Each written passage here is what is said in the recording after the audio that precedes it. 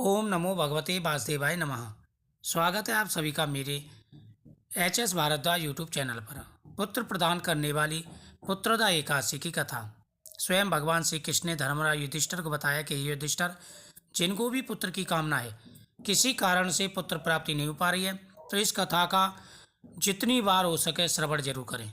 इससे पुत्र प्राप्ति के योग बन जाते हैं, मनोकामना पूरी हो जाती है। धर्मराज युधिष्ठिर ने कहा कि हे भगवान, आपने सफला एकादशी का महत्व विधिवत बताकर बड़ी कृपा की। अब कृपा करके पौष शुक्ल एकादशी का क्या नाम है, उसकी क्या विधि है और कौन से देवता की पूजा की जाती है, मुझे विस्तार से बताइए। तब श्री कृष्ण बोले, हे राजन, इस एकादशी का नाम पुत्रदा है। इसमें नारायण भगवान की पूजा की जाती है। इस चर और अचर संसार में पुत्रदा एकादशी के व्रत के समान कोई दूसरा व्रत नहीं है। जिनको भी पुत्र की कामना है, पुत्र प्राप्ति नहीं हो पा रही है, किसी भी प्रकार से कोई दोष लगा हुआ है, उनको यह व्रत अवश्य करना चाहिए और इस कथा का श्रवण करना चाहिए।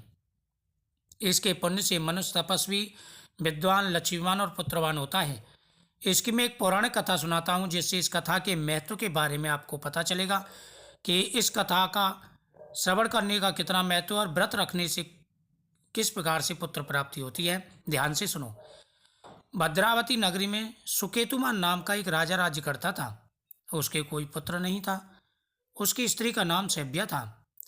वह निपुत्री होने के कारण सदैव चिंतित रहा करती थी।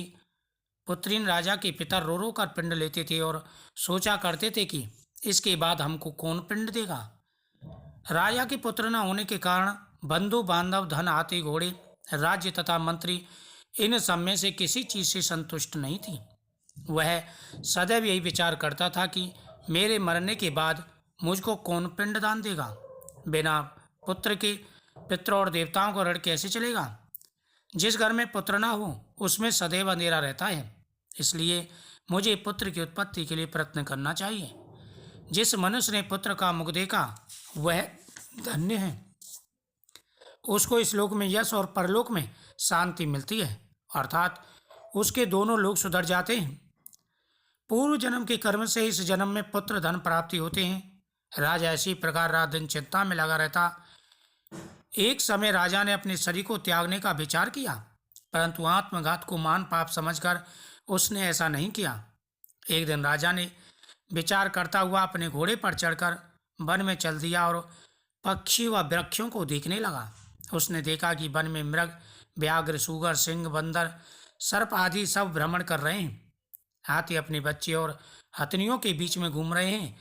इस वन में कहीं गीदड़ कर्कश स्वर में बोल रहे हैं, कहीं उल्लू ध्वनि कर रहे हैं। वन के वृक्षों को देख करके राजा सोच विचार में लग गया। इसी प्रकार उसको दोपहर हो गई।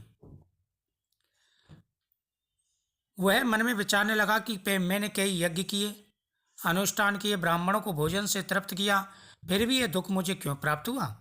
प्यास के मारे अत्यंत दुखी राजा पानी की तलाश में इधर उधर फिरने लगा। थोड़ी दूर पर राजा ने एक सरोवर देखा। उस सरोवर में कमल खिल रहे थे तथा सारस, हंस, मगरमच्छ आदि विहार कर रहे थे। सरोवर के चारों तरफ मुनियों के आश्रम थे। उस समय राजा के दाहिने अंग फड़कने लगे। राजा शुभ शगुन समझकर घोड़े से उतर के मुनियों को दंडवत करके उनके सामने बैठ गया। राजा को देखकर मुनियों ने कहा, ये राजन, हम तुमसे अत्यंत प्रसन्न हैं। तुम इस जगह पर कैसे आए हो, सो कहो। इस पर राजा ने उनसे पूछा कि हे मुनीश्वरों, आप कौन हैं और किस लिए यहाँ पर आए हो, सो कहो। मुनि बोले, हे राजन, आज पुत्र की इच्छा करने वाले को उत्तम पुत्र देने वाली पुत्रदा एकादशी है। हम लोग विश्वदेव हैं और इस सरोवर पर स्नान करने के लिए आए हैं। इस पर राजा बोला कि हे मुनीश्वर, मेरे भी कोई पुत्र नहीं है। यदि आप मुझ पर प्रसन्न हो तो एक पुत्र प्राप्ति का वरदान दीजिए। मुनि बोले, हे राजन, आज पुत्रदा एकादशी का व्रत है। इस व्रत के करने से पुत्र की प्राप्ति होती है।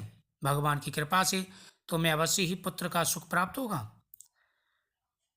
मुनि के वचनों के अनुसार राजा ने उस दिन एकादशी का व्रत किया और द्वादशी को उसने पारण किया और मुनियों को प्रणाम करके अपने महल को वापस चलाया। अंत में रानी ने गर्भ को धारण किया और 9 माह के पश्चात उसको एक उत्तम पुत्र रत्न प्राप्त हुआ। वह बड़ा होकर अत्यंत वीर, धनवान, यशस्वी और प्रजापालक हुआ। भगवान श्री कृष्ण बोले, हे राजन, पुत्र प्राप्ति के लिए पुत्रदा एकादशी का व्रत अवश्य करना चाहिए। जो मनुष्य इसका महत्व का पठन व श्रवण करते हैं उनको स्वर्ग की प्राप्ति होती है। तो पुत्रदा एकादशी का बड़ा महत्व है। इस दिन आपको अवश्य ही व्रत रखें और इस कथा को बार बार श्रवण करें। भगवान के सामने रखा हुआ प्रसाद खाएं, आपकी मनोकामना पूरी होगी।